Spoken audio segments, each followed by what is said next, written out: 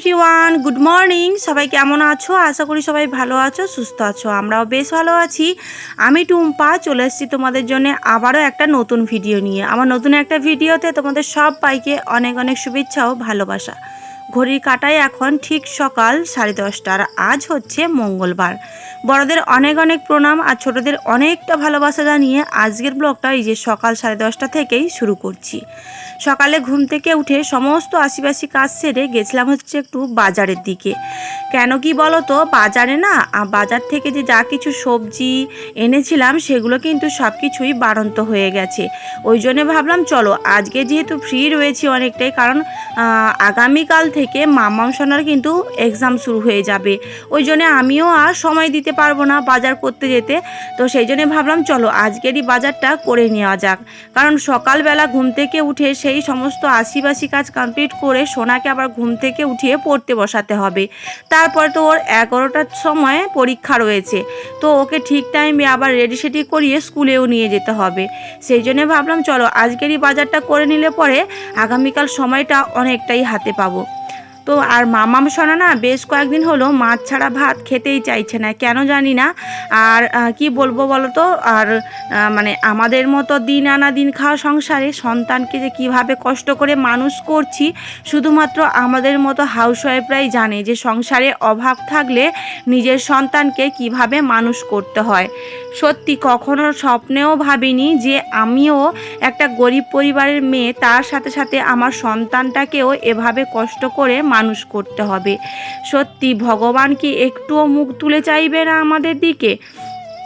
সেটাই শুধু আমি দিনরাত ভেবেই যাই যে কত পাপ করেছিলাম হয়তো গত জন্মে আমি, সেই জন্যে এই জন্মে আমি এত কষ্ট পাচ্ছি। জীবনে অনেক কষ্ট পেয়েছি জানো, কিন্তু ভেবেছিলাম হয়তো সংসার জীবনে এসে স্বামীর ঘরে এসে একটু সুখ পাবো, কিন্তু সেই সুখটা আমার কপালে আর লেখা নেই জানো তো বন্ধুরা। জীবনে শুধু কষ্টই করে গেলাম, কিন্তু সুখ শান্তি কী জিনিস সেটা কখনো অনুভবই করতে পারলাম না। কারণ কি, গরিব পরিবারের বউ, আমি গরিব ঘরের বউ হয়ে আমি এসেছি, আর সেই জন্যেই না বিলাসিতাটা কী জিনিস সেটা এক প্রকার ভুলেই গেছি। আর সারা দিন শুধু সংসারে খেটে খেটেই মরছি। তো দেখো তোমাদের দাদাভাই বাড়িতে না থাকার জন্যে ও তো কাজে চলে গেছে, তোমরা সবাই জানো। আর সেই জন্যেই দেখো সংসারের সমস্ত দায়িত্ব কিন্তু আমি একেবারে কাঁধে তুলে নিয়েছি।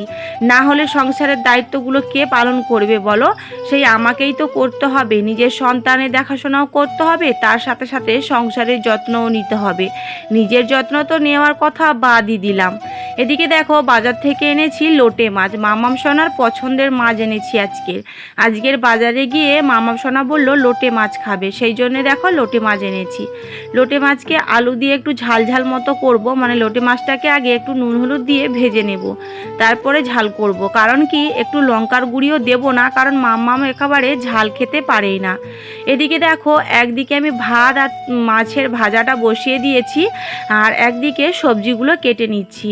জানো তো বন্ধুরা, এই যে সকাল থেকে সংসারের সমস্ত কাজগুলো আমি একা হাতে গোছাই না, আর তারপরে গেছিলাম বাজারে, তোমাদের বললাম তো। বাজার থেকে ফিরে এসে জল খাবার খেয়ে রান্না বসাতে আমার একটু অনেকটাই লেট হয়ে গেছে।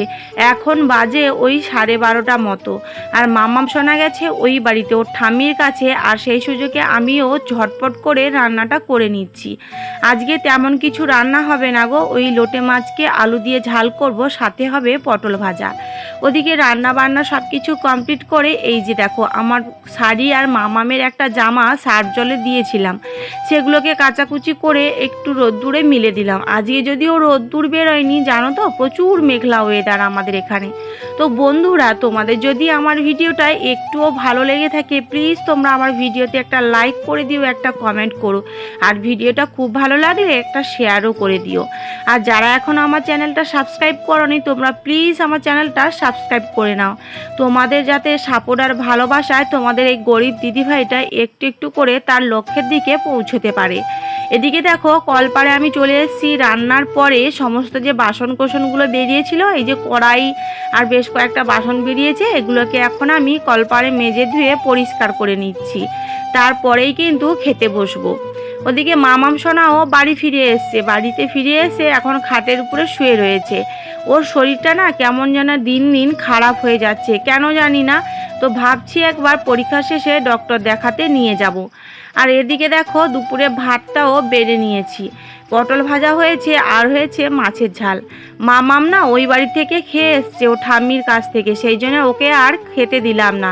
ও নিজে থেকেই বলল আমি আর খাবো না, তো সেই জন্য ওর জন্য আর ভাতটাও বানালাম না। তো আমার খাওয়া দাওয়ার পরে বিকেলবেলা তো একটু রেস্ট করছিলাম, অনেক একটু বলবো না, ওই 3টে থেকে 5টা পর্যন্ত ঘুমিয়েছি। কারণ আমারও শরীরটা খুব একটা ভালো নয় জানো তো। এই যে সকাল থেকে সংসারের সমস্ত দায়িত্ব পালন করতে করতে আমার না চোখের ঘুমগুলো কোথায় যেন উড়ে চলে গেছে, ঘুমানোর সময়ই পাই না। যখনই ঘুমোতে যাই সেই 10 থেকে 15 মিনিট সময়টাই হাতে থাকে আমার, ওই জন্যে ঘুম আর ঠিকঠাক করে করতে মানে ঘুমোতেই পারি না। সেই জন্যে না আমার মনে হয় প্রেশারটাই লো হয়ে গেছে আর ঘন ঘন শুধু মাথাটা ঘুরিয়ে ঘুরিয়ে যাচ্ছে। তো যাই হোক, আমার যাই হোক না কেন, আমার তো একার সংসার, আর এই সংসার ছেড়ে আমি কিন্তু 2 দিনের জন্য কোথাও রেস্ট নিতে যেতেও পারবো না। তো ওই জন্যে যাই হয়ে যাক না কেন আমাকে কিন্তু আমার নিজের বাড়িতেই থাকতে হবে। বাপের বাড়িতে গিয়েও যে 2 দিন নিঃশ্বাস ফেলবো তারও কোনো উপায় নেই। এদিকে দেখো সন্ধেবেলা সমস্ত জামা কাপড়গুলো ভাঁজ করে গুছিয়ে রেখে এখন রান্নাঘরে এই যে জলের বোতলগুলো সাজিয়ে রাখলাম। তারপরে দেখো এই যে মামাম সোনা এখন বিস্কিটগুলো কৌটোর মধ্যে ভরে দিচ্ছে, বুঝলে। আর মামামের তো আগামীকাল এক্সাম রয়েছে, ওই জন্য পড়াশোনাও ওর কমপ্লিট হয়ে গেছে।